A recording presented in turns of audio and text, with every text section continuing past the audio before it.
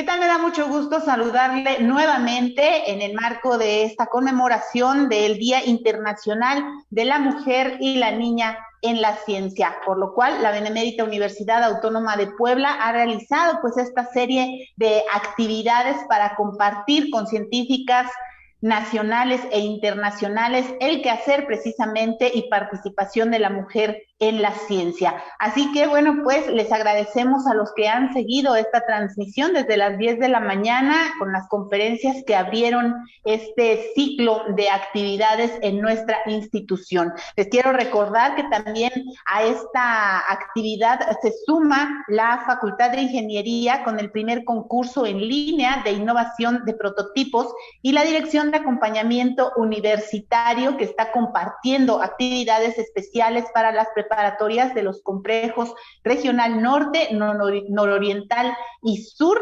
actividades que se están realizando este día 10 de febrero y mañana 11 de febrero. Así que bueno, estas actividades con motivo del Día Internacional de la Mujer y la Niña en la Ciencia en la Benemérita Universidad Autónoma de Puebla se están realizando a partir de este día, mañana y pasado. Son 3 días pues para reconocer el rol fundamental de las mujeres. Les quiero invitar, y no lo olviden, por ahí agéndenlo, mañana será la inauguración en punto de las 10:30 de la mañana y podrán seguir esta transmisión, por supuesto, a través del Facebook Live de Radio Buap y consultar el programa completo a través de las redes sociales, las redes institucionales de la Benemérita Universidad Autónoma de Puebla. A continuación, bueno, pues es para mí un gran placer presentarles a nuestra siguiente conferencista. Ella es la doctora Silvia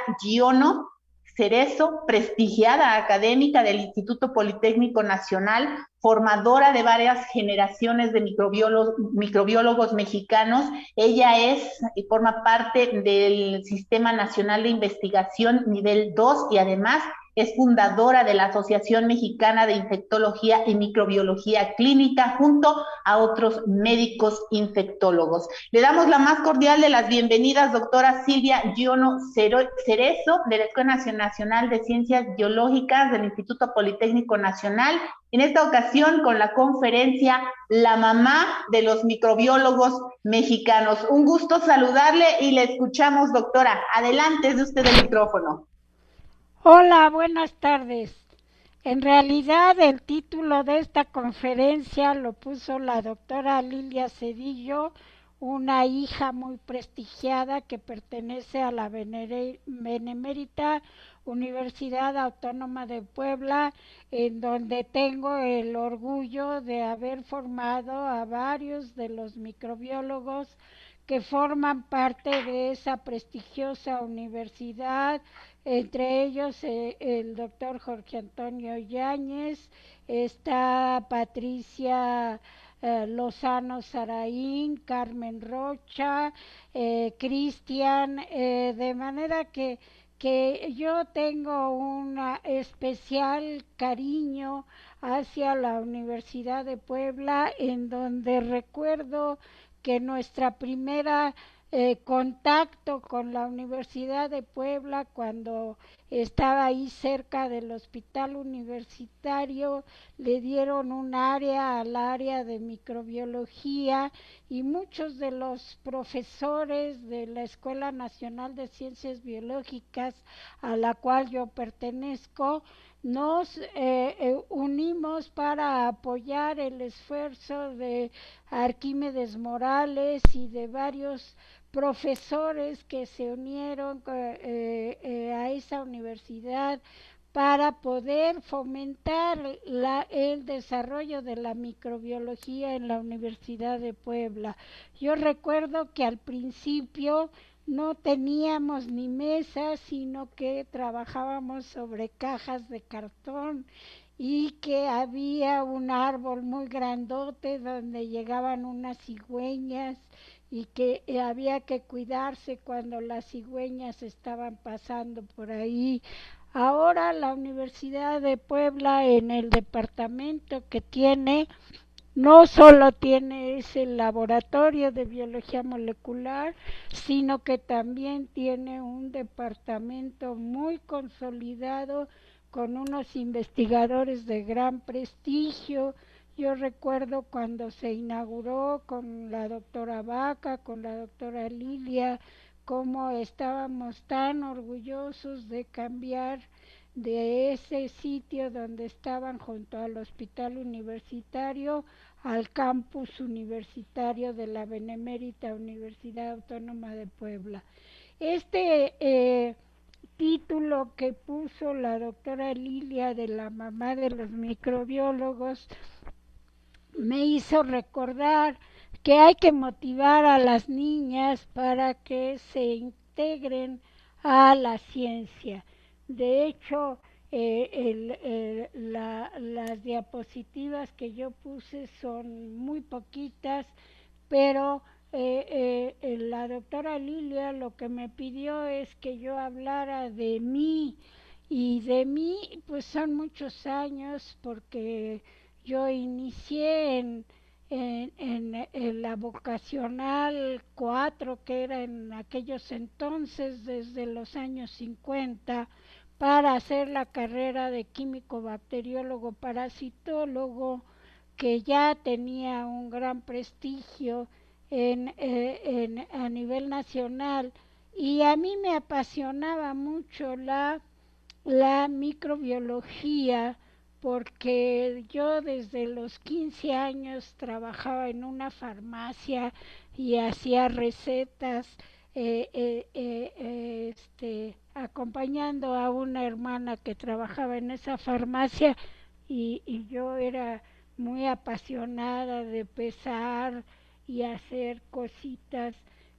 Pero ya cuando llegué a la Escuela de Ciencias Biológicas fue realmente un impacto muy grande, porque el Politécnico había contratado a varios refugiados españoles como profesores, y fue un hecho para mí como joven el ver que había gente como el don Cándido Bolívar y otros,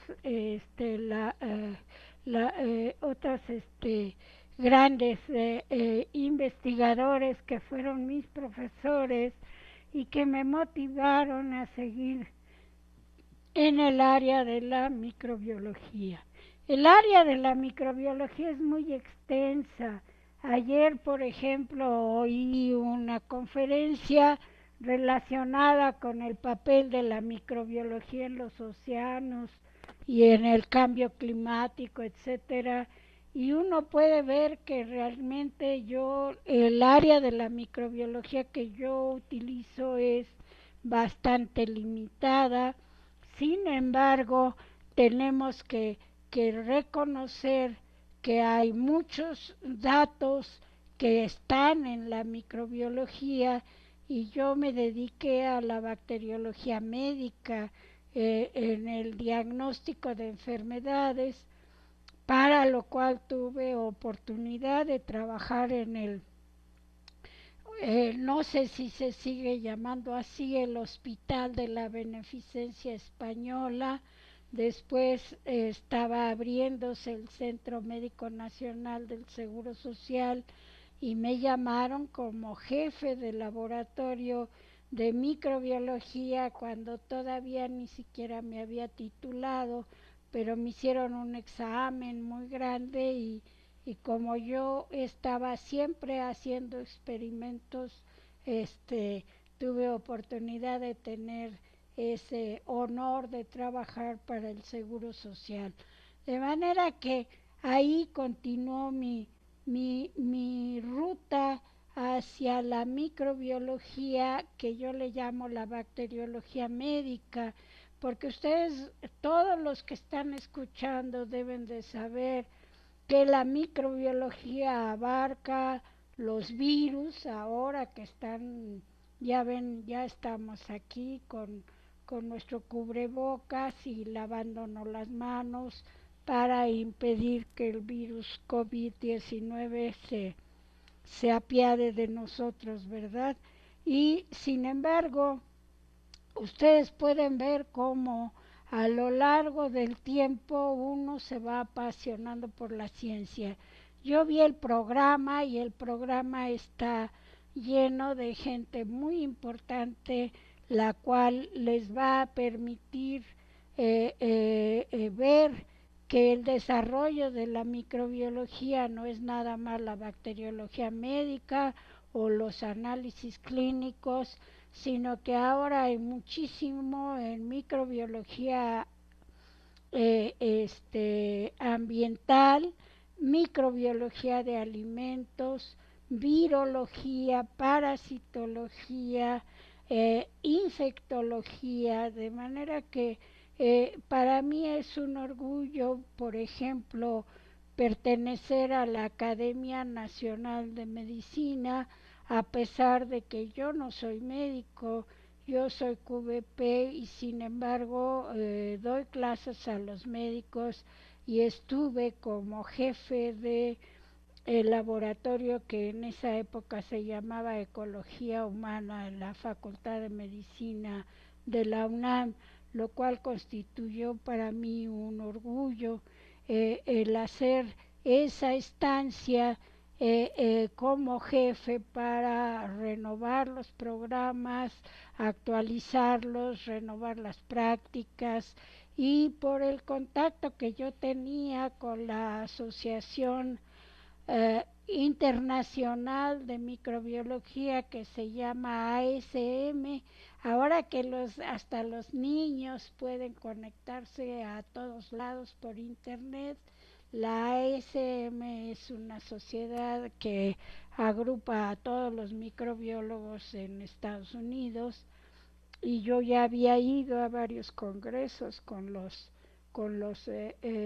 microbiólogos de Estados Unidos y trajimos con apoyo de la SM y con apoyo de la UNAM al doctor Dowell a dar un curso de microbiología en donde estuvo varios de los profesores del departamento y fue un orgullo para nosotros el demostrar que en México podemos tener programas actualizados de alto nivel muy semejantes a los que se tienen en Estados Unidos o en Francia, etcétera, pero eso requiere estudiar mucho y hacer mucho trabajo. La presentación que me pidió la doctora Lilia está muy poco científica porque yo no quería dar una clase. La intención mía era motivar a las niñas y a las mujeres a decirles que son muy importantes, que somos muy importantes en la generación de científicos de alto nivel. Y yo no le llamo equidad de género, sino que le llamo equidad de géneros, es decir, todos los géneros que ustedes se puedan imaginar, debemos de ser comprensivos, debemos de ser igualitarios y debemos de ser muy respetuosos de lo que cada uno hace, pero tiene uno que estar apasionado de lo que está haciendo y del contacto que tiene, sobre todo cuando la gente está empezando y llega a un salón de clase, no sabe nada, pero espera que el profesor le oriente. Estoy consciente de que ahora muchas cosas han cambiado. Ya voy a hacer un año de estar dando clases en línea y me da la impresión de que nadie me está viendo y luego me doy cuenta de que alguien por ahí me vio y eso me hace sentir muy importante, pero a la vez muy comprometida con toda la gente que espera aprender. Yo puedo aprender bajando artículos de internet, pero el estar en el laboratorio y el descubrir cosas, hacer ciencia es otra cosa. Hay que plantear preguntas, hay que hacer hipótesis, hay que desarrollar metodología que a lo mejor se utilizó en otras bacterias, pero que en esta bacteria nadie la ha descrito. Y así es como poco a poco fuimos haciendo el currículum que tenemos, porque hicimos varios estudios de especialización. Por ejemplo, yo estuve en la Universidad de Utah, en Salt Lake City, con el doctor Madsen, trabajando, y era muy interesante ver cómo en esa época nos conectábamos por teléfono con otros investigadores y les decíamos lo que estábamos haciendo y ellos a su vez nos mandaban lo que ellos estábamos haciendo, y el trabajo en equipo es algo muy importante. Ningún investigador está en un castillo de la pureza. Todos los investigadores estamos íntimamente relacionados con otros investigadores para poder desarrollar las ideas, y las ideas en conjunto.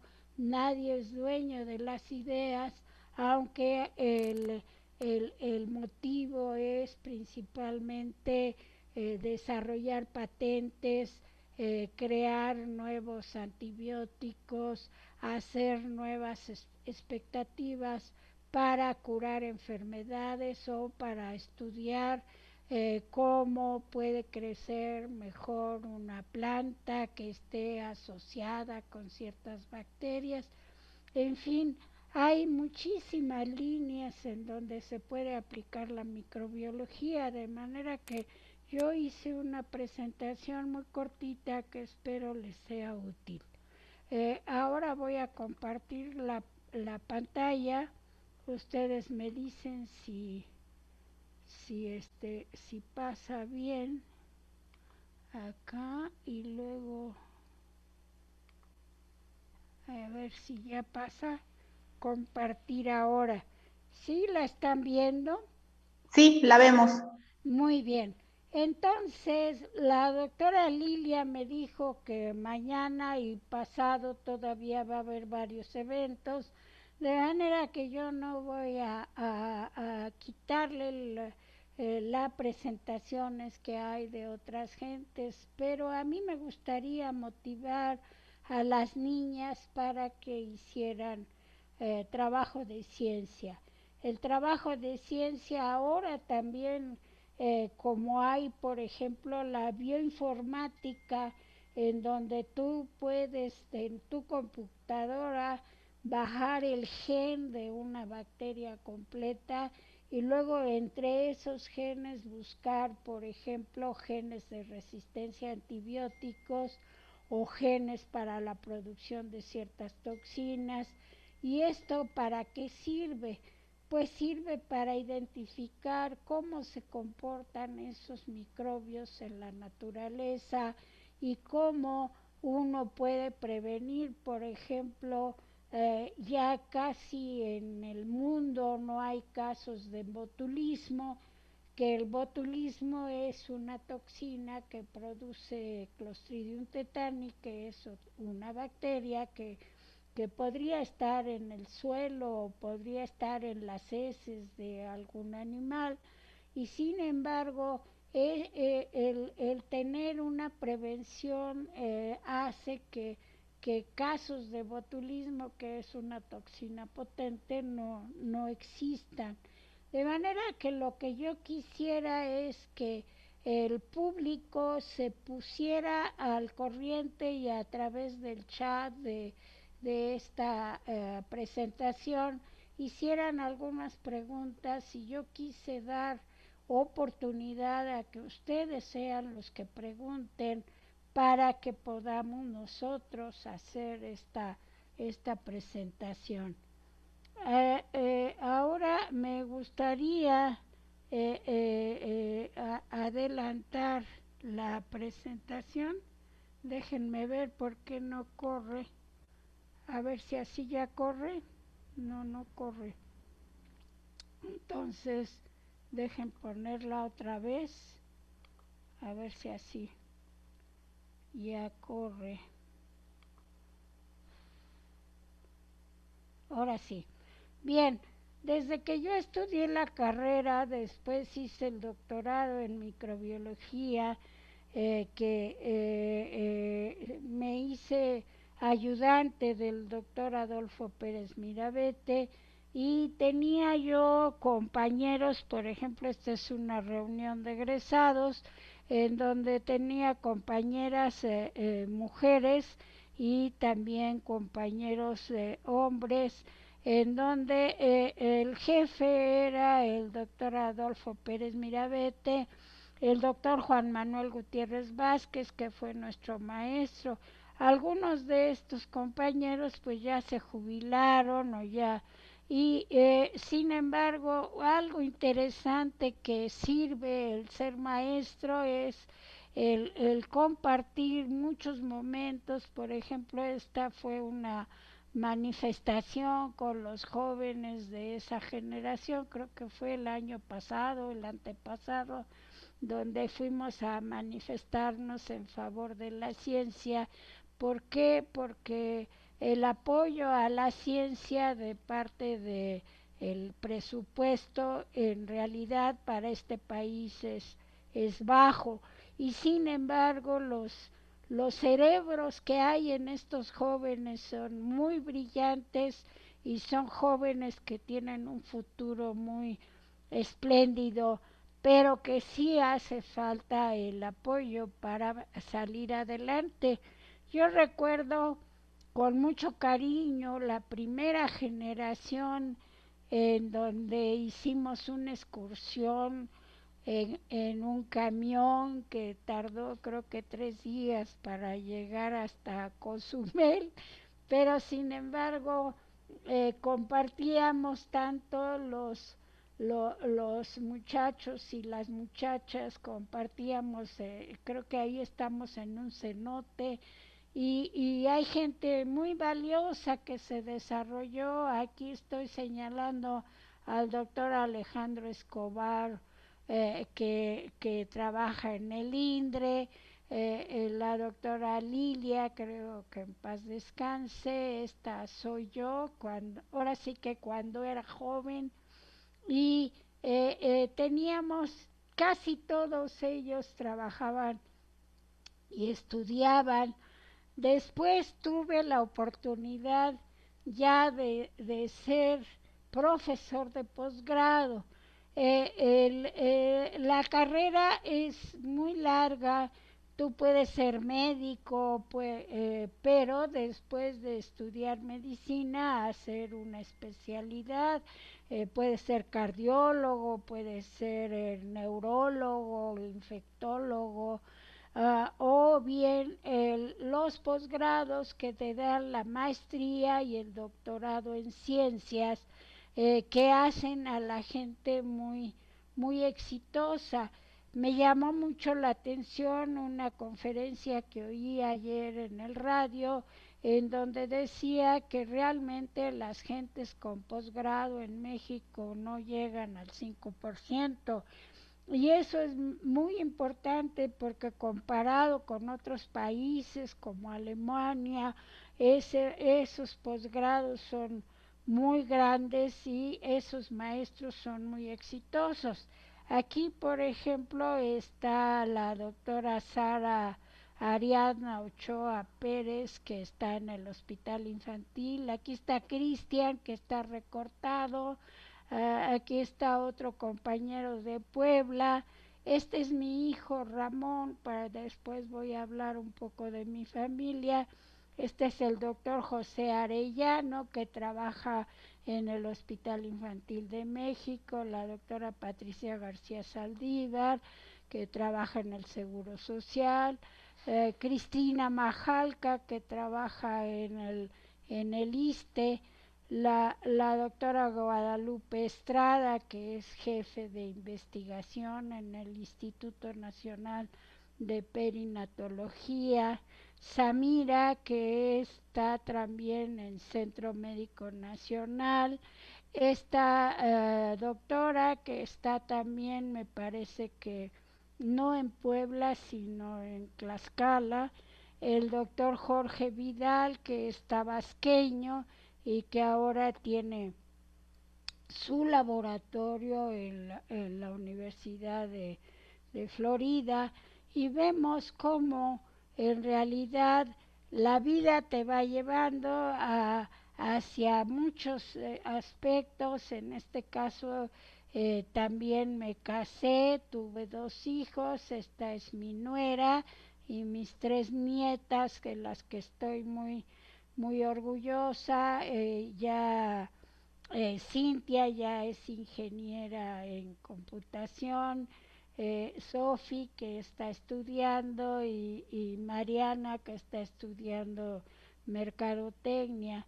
Y se puede ver cómo en realidad uno va desarrollando la vida, pero también va motivando a otras gentes.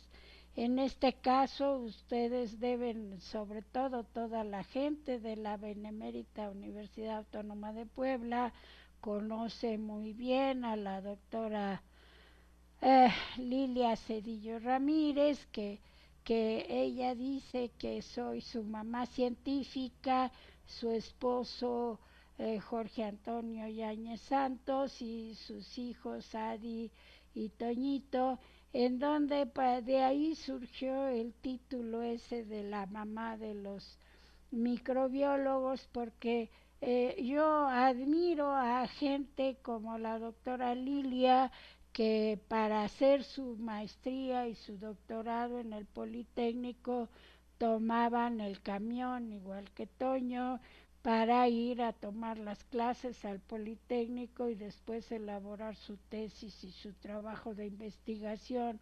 Y son gentes que han contribuido muchísimo al desarrollo de la ciencia, no solo en Puebla, sino a nivel nacional e internacional. La prueba está que la doctora Lilia ya convenció a la doctora Kassel de que participe mañana, y les invito a que oigan a estas gentes tan importantes que invitó la doctora Lilia. Pero no solo eso, ustedes pueden ver que con Lilia y con Toño trabajábamos micoplasmas. En esa época les decíamos mitoplasmas porque nadie creía que existieran, porque son unas bacterias difíciles de cultivar. Y a mí me encanta cuando doy la clase decir que el laboratorio de referencia para el estudio de micoplasmas está en la Benemérita Universidad Autónoma de Puebla, y eso me enorgullece porque quiere decir que logramos motivar a gente para que agarrara esa línea de investigación de un microbio que es muy difícil.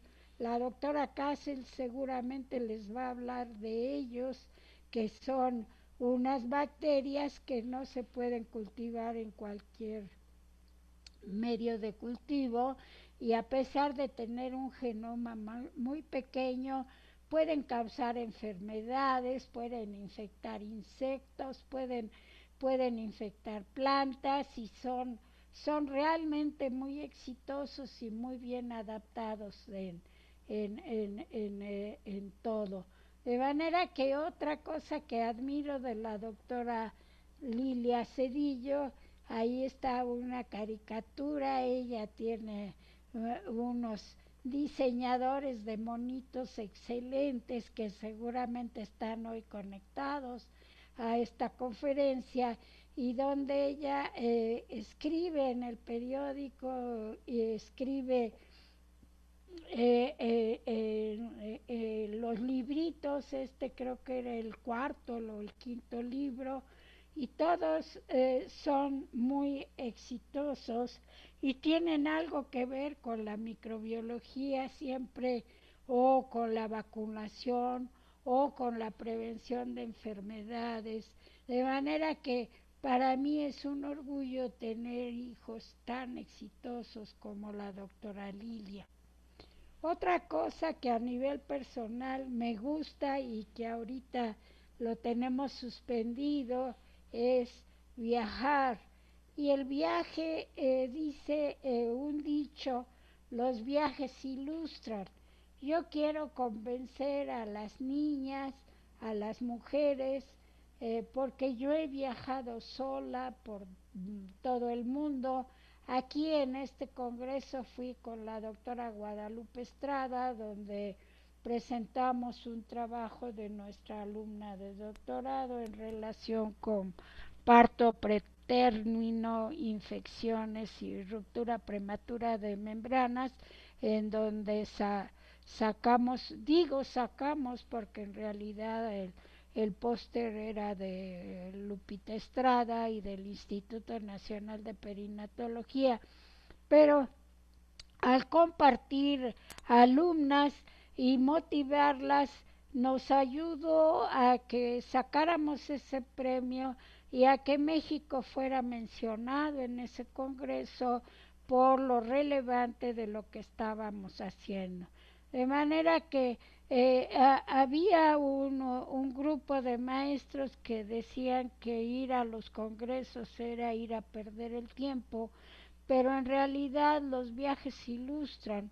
¿Por qué? Porque cuando tú viajas, tú puedes conocer a gente que está trabajando lo mismo que tú y no son tus enemigos, al contrario, compartiendo las ideas surgen nuevas hipótesis y surgen nuevas líneas de trabajo, de manera que yo los invito cuando esto o ahora ya hice dos congresos en línea y ya vi que a lo mejor ya no tienes que tomar un avión, pero sí compartir y fomentar la superación personal es muy importante.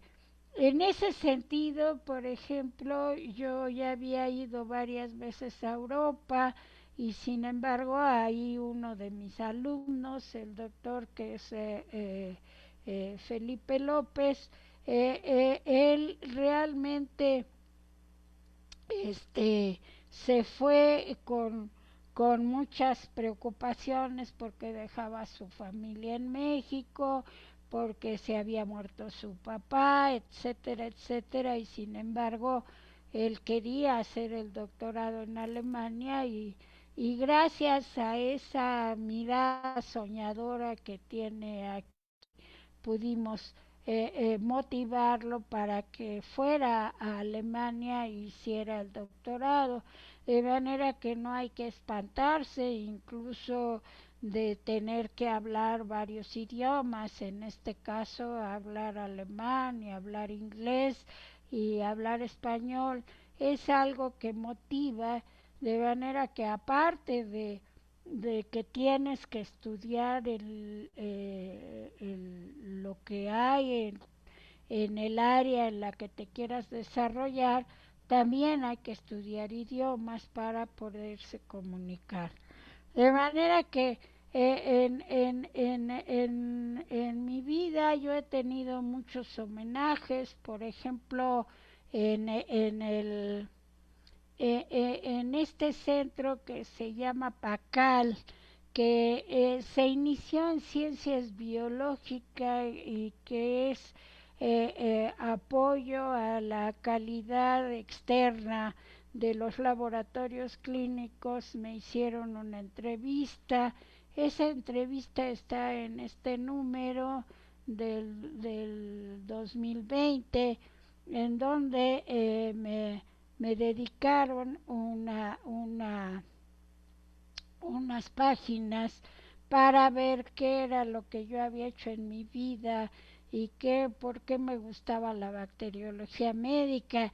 Aquí pueden ver, por ejemplo, cuando los laboratorios estén abiertos y tengamos las prácticas para los alumnos que están aprendiendo microbiología básica, microbiología médica, bacteriología veterinaria, bacteriología sanitaria, la cantidad de material que hay que preparar, porque también hay que saber hacer las cosas con las manos. Y otro orgullo que tuve el año 2019 fue el haber recibido una medalla de la Asociación Mexicana de Microbiología y de los de Biología Molecular de la UNAM. En relación, trae la medalla a mi nombre, es una medalla al mérito y es la primera que se implantó después de tantos años que tiene esa asociación. De manera que algo que ahorita se, se, se parece y que quiero dejar en claro es que hay muchas cosas que se pueden que se pueden hacer en la ciencia y hay muchas cosas que las que uno se puede desarrollar. Sin embargo, por ejemplo, mi línea de investigación está relacionada con resistencia antimicrobiana.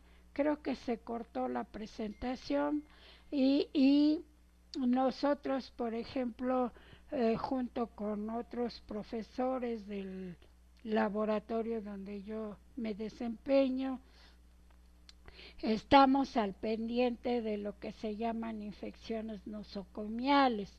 También se llaman infecciones asociadas a la atención en la salud. De manera que, por ejemplo, ahora está el virus, el COVID-19, y a muchos de los pacientes los tienen que intubar. Yo tengo ahorita 2, 3 amigos que han sido intubados y que se pusieron muy graves y ya no tanto por el virus, sino porque al intubarlos a través de los catéteres entran bacterias que son muy resistentes a los antibióticos y que producen una neumonía que se describe como una infección nosocomial eh, eh, asociada a una infección primaria, o sea, es una infección secundaria y la gente se muere y ya no se murió de COVID, se murió de una neumonía por otro microorganismo que aprovechó todo el debilitamiento que produjo ese virus y que puede causarles la muerte. Creo que lo más importante que hay que destacar siempre es que la microbiología es muy importante y ojalá muchas de las niñas, muchas de las mujeres que están en prepa escogieran una carrera que las llevara a profundizar en el aspecto de la microbiología. De manera que yo estoy abierta a las preguntas y me las va pasando la coordinadora, la profesora Laura, que muy amablemente está coordinando esta presentación. Yo quiero abrir a preguntas más que seguir investigando mi vida. Mucho gusto. Por supuesto, claro que sí, doctora, le agradezco, por supuesto, felicidades por toda esta trayectoria, por habernos compartido, pues, esta historia muy interesante de vida. Y efectivamente tenemos muchas preguntas. Vamos a iniciar con una de Kenay Rojas. Dice, ¿qué opinas sobre el excesivo consumo de antibióticos en los humanos, ya sean prescritos o ubicados en la carne para consumo? ¿Y cómo cree que la inmunidad de las bacterias vaya a afectar a la humanidad en un futuro? Esa es otra línea muy importante. Actualmente, incluso en aguas residuales, puedes encontrar concentraciones elevadas de antibióticos. Y una de las determinantes que hay actualmente a nivel internacional es prevenir que el uso de antibióticos, que los antibióticos se prescriban únicamente cuando sea necesario. Nosotros en colaboración con la Asociación Mexicana de Microbiología y la Asociación de Infectología y Microbiología Clínica, hicimos hace como 10 años una propuesta a una senadora y fue gracias a ella que se logró limitar el uso de los antibióticos, porque antes se compraban libremente en las farmacias y en un congreso que yo fui, Chile o Argentina, no recuerdo dónde, este, me llamó mucho la atención que los niveles de resistencia que tenían las bacterias mexicanas eran mucho más elevados que los niveles de resistencia que hay en otros países en donde se limita el uso de antibióticos. No es que se usen como aspirinas, se deben de limitar exclusivamente cuando está confirmada una infección y cuando amerita. Y llama mucho la atención cuando tú te enfermas. Por ejemplo, hace como 2, 3 años yo tuve una infección gastrointestinal y me hicieron los análisis, por ahí yo creo que traía una salmonela, etcétera. Me dieron un antibiótico y en menos de 24 horas la infección empezó a ceder. Eso demuestra cómo cuando un antibiótico se prescribe con una justificación adecuada vale la pena, pero cuando se quiere tomar indistintamente eso daña el ambiente. Hay ahorita muchas líneas de investigación en donde se demuestra que, por ejemplo, en la flora, la microbiota de los animales, hay bacterias resistentes, porque para que crezca el cerdito o la vaca, etcétera, le dan antibióticos. Eso en Europa ya se está limitando, en Australia me parece que también, y poco a poco, por ejemplo, en China apenas empiezan a hacer prescripciones de ese tipo. También, bueno, tenemos comentario de Pilar Torres, cuánta experiencia y cuántas vivencias. Gracias por compartir, doctora Giono, muy motivador. ¿Cuáles? No, tenemos otras preguntas muy alentadoras. Su plática, Paul Moreno, también Keya Leza, es usted un ejemplo para todos y todas. Gracias por compartir su experiencia. De Rosa del Carmen Rocha, lindas palabras, doctora, excelente persona, además de excelente investigadora, excelente ejemplo. De parte también tenemos comentarios de, bueno, hay muchos comentarios realmente que la felicitan, le agradecen compartir esta experiencia. Y bueno, dice, ¿cuál es el patógeno que se asocia más a infecciones secundarias en pacientes intubados por COVID-19?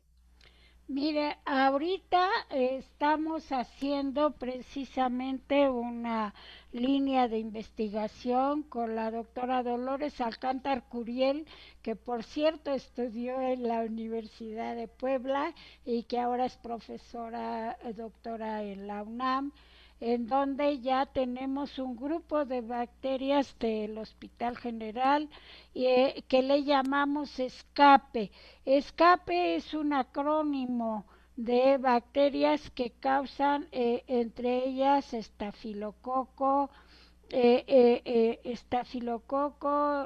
Klebsiella pneumoniae, Acinetobacter baumannii, Pseudomonas aeruginosa y algo que antes no le dábamos mucha importancia porque tenía baja producción de infecciones, Enterobacter, y sin embargo, junto con la Universidad Autónoma de Puebla, de Guadalajara, con la doctora Rayo Morfín, otra doctora también muy prestigiosa, estamos haciendo también todos los estudios de resistencia a lo largo de varios años. Ahora que hay esta secuenciación de genomas completos, queremos ver cómo podemos frenar, porque en estos pacientes con COVID, por lo menos yo sé de infecciones por Klebsiella y por Acinetobacter que están causando una mortalidad muy elevada. Precisamente, seguro es lo que pregunta Ana Velasco, ¿cuáles son los microorganismos más frecuentes en una infección nosocomial? Ese que le llamamos ahora grupo escape, que tiene como gran positivos Staphylococcus aureus, enterococos, que no, antes decíamos solo enterococo fecalis causa infecciones, no, ahora tenemos un enterococo que se llama enterococo faecium, que tuvo feromonas suficientes para agarrar genes de resistencia y que ahora no nada más tenemos que llegar hasta heterococos fecalis, sino buscar los componentes que haya que usar para identificar Staphylococcus faecium y su resistencia. Por ejemplo, antibióticos nuevos, hay también ahora una inversión, al menos en Europa y en Estados Unidos, para desarrollo de nuevos antibióticos. ¿Por qué? Porque la predicción es que en los últimos 50 años los antibióticos que tenemos, si no salen nuevos antibióticos, ya no vamos a tener con qué combatir estas infecciones. Doctora, nos preguntan también, ¿cuál diría usted que es la parte más interesante y retadora de la microbiología?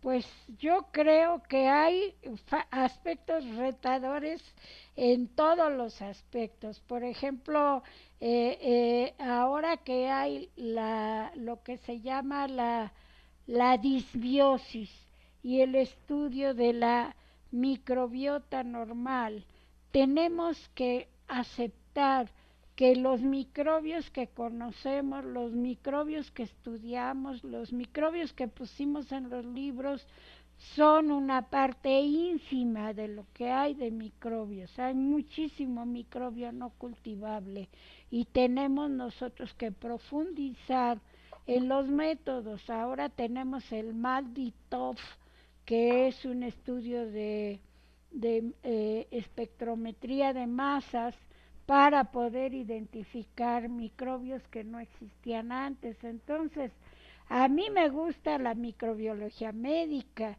pero, pero hay gente que puede estudiar la oceanografía, hay gente que, por ejemplo, los de Irapuato, que estudian el desarrollo de plantas que se asocian con bacterias y crecen mejor porque son bacterias fijadoras de nitrógeno, se la pasan a la planta y la planta se desarrolla mejor. No es transgénico ni nada, es simplemente una asociación que se ha dado a lo largo de la evolución.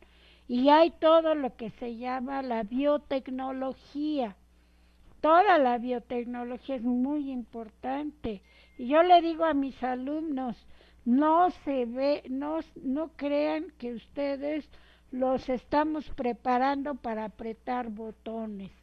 Tienen que saber el fundamento de lo que están haciendo científicamente. Ahí hay ciencia detrás. Doctora, también nos preguntan ¿qué le recomendaría a los médicos, ya que muchas veces prescriben antibióticos como tratamiento profiláctico? La profilaxis en muchos aspectos se está limitando. Hay muchos profilaxis, por ejemplo, si te hacen una apendicectomía, etcétera, que está en las guías y está justificada, pero en realidad el uso de antibióticos profilácticos cada vez es más limitado. Doctora, nos preguntan también, ¿qué metodología se ha utilizado para estudiar al coronavirus? La metodología que hay ahorita es la RT-PCR. Esa empezamos con que Mullis describió una síntesis de DNA, que es lo que se llama reacción en cadena de la polimerasa, y ahora tenemos la RT-PCR en donde ya se está utilizando el RNA y del RNA se activa una polimerasa y con eso se identifica el virus. Pero ahí hay dos aspectos que se están desarrollando. Uno que es la RT-PCR, que es la prueba confirmatoria de que hay virus en una muestra de exudado nasofaringio, y luego, después de que la gente ya pasó 1 o 2 semanas, 15 días con una infección, se pueden hacer la titulación de anticuerpos. Pero todo ese desarrollo de pruebas rápidas, como las pruebas de anticuerpos, se limita para gente que ya tuvo la infección. Ahora hay también una prueba rápida de antígeno, en donde se identifica el RNA del virus en esas pruebas para no suprime la importancia del RT-PCR, en donde incluso con la metodología actual se puede determinar la carga viral completa, pero también hay que tener cuidado. Yo tengo ahorita 2 de mis alumnos que ya están trabajando, que también son mis hijos y que están haciendo la RT-PCR. Si la gente que se juntó con una persona que estaba enferma, y al otro día quiere que le salga positiva la prueba, le va a salir negativa, porque el virus se tiene que establecer, se tiene que replicar y tarda como 4 o 5 días para que un RT-PCR te dé positivo después de haber estado en contacto con alguien que estuvo enfermo.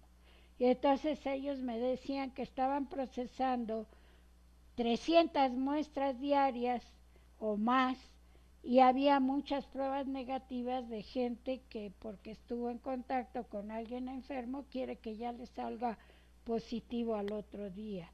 Y no es defecto de la prueba, es que no se está tomando la prueba en el momento oportuno. Indicado, exactamente. Nos preguntan también cómo es que el COVID-19 es capaz de activar los neutrófilos y las células T. Bueno, es que ahí hay que tener en cuenta que los virus los tenemos en contacto con los virus hace mucho, y que el huésped tiene capacidad de entrar en contacto con los neutrófilos, sobre todo si tienen algunas células que tienen el receptor del virus es el ACE, y entonces ahí se empiezan a multiplicar y ahí se empieza a inducir una respuesta. Al principio es una respuesta innata y después ya es una respuesta inmune, que puede ser celular por activación de células T, o puede ser humoral por activación a la producción de anticuerpos. Tengo una amiga viróloga que ella se está determinando los anticuerpos y estuvo enfermita, afortunadamente con una infección bastante leve, y ahorita después de 6 meses su título de anticuerpos está prácticamente en cero. Eso quiere decir que nos falta mucho por estudiar para saber cómo va la respuesta de células B, que son las células que producen los anticuerpos. Sin embargo, no está enferma. Probablemente hay un fondo de células T que está protegiendo y que no necesariamente sea un anticuerpo. Bueno, también nos preguntan cuánto tiempo toma un virus para incubarse. Depende de las enfermedades que sea, va a variar mucho. En el caso del COVID, están dando de 5 días a una semana para incubarse. Entonces, y va a variar mucho de una persona a otra. ¿Por qué? Porque tenemos lo que se llaman los MHC, los antígenos de histocompatibilidad, que hacen que tú realmente, eso se comprueba mucho en el laboratorio con ratitas. en donde experimentalmente tú tienes líneas de animalitos en donde se les puede suprimir un antígeno y hacer a un individuo más susceptible que a otro. Y eso en el humano pues se tiene que determinar su MHC también es otra línea de investigación que está para ver por qué a unas gentes les da la infección más grave que a otras, porque Doctora, nos son más preguntan, susceptibles. perdón, sí, nos preguntan, ¿cuál es el antibiótico más utilizado en la actualidad y por qué? Pues no sé yo del estudio de mercados, hay un estudio que se llama PUCRA de la UNAM, en donde se ve que los antibióticos más utilizados son los betalactámicos. Por ejemplo, la penicilina, la ampicilina. Sin embargo, los microbios de los que estamos hablando ya tenemos niveles de resistencia de 80% a esos antibióticos. De manera que, aunque se usen en toneladas, si la bacteria no es sensible, lo único que se produce es una disbiosis, es una alteración de la microbiota normal del individuo que le produce más daño que beneficio.